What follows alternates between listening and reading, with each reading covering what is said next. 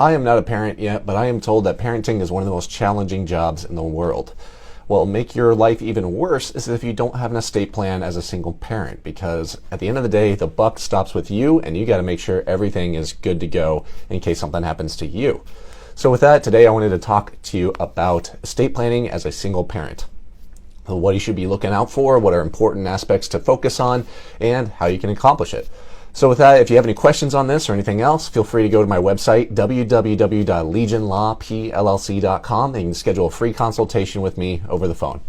So with that, let's talk about estate planning as a single parent.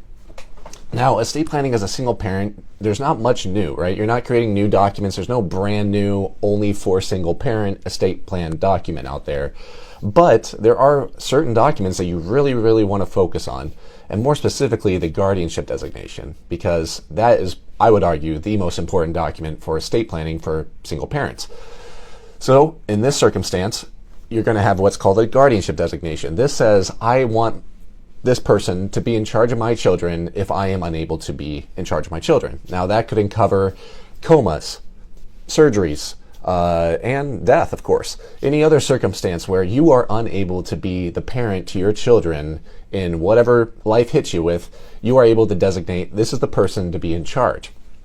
Now that being said, that's not set in stone. I'll make this in another video about how guardianship actually works, the whole process, but it's extremely important to have this document to state your very clear preference to the courts, because I know a lot of people in my life that I would not want to be in charge of my children, even though they're great. And judges are kind of guessing whenever they're picking random people and families to be guardians over someone's children. So with that, a standard estate plan, I definitely recommend having at least a will in place. Trusts are also probably a better choice for single parents more often than just normal situations. Trusts are going to be able to customize how a distribution would work. So you can say this person, this child, their money is set aside in a sub-trust, and we're going to manage that for 20 years until they get into education. If they do, then you pay for this. If they don't do education, then do that. You can have other situations where you say, this child, they spend way too much money, way too frivolously, so let's treat them differently. And you can kind of customize and cater to your children's styles, their personalities, what they do and how they act, and if you were to give them a very large sum of money all of a sudden. So there are different ways to approach it. Again, trusts are kind of a focus here. Additionally, guardianship designations, I would argue, are the biggest focus when it comes to single parents who are trying to figure out an estate plan. That being said, the documents are still the same. Do you want a trust versus a will? Do you want those additional documents like powers of attorney, HIPAA release forms, do not resuscitate forms, stuff like that?